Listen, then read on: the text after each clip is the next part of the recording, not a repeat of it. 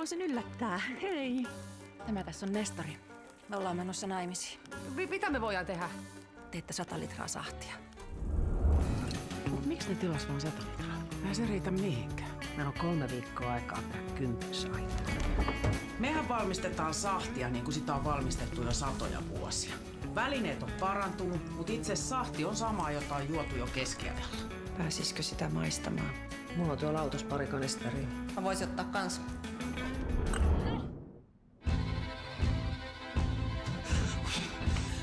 Jumalauta. Vittu, me ollaan juotu ne kaikki. Eihän me voida mennä sinne ilman sahtia.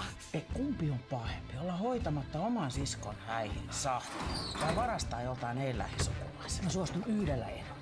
Me ollaan häiden jälkeen kuukausi juomatta. Ilman muuta siis. Jos te olisitte miehiä, me katkottais teiltä jalan. Oliko pakko lyödä? Mulla vähän säikäytä.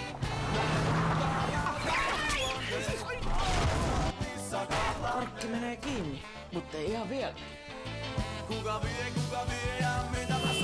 Sovitaanko, ettei enää ajeta kännissä? Jolla ei ole ihan pakko.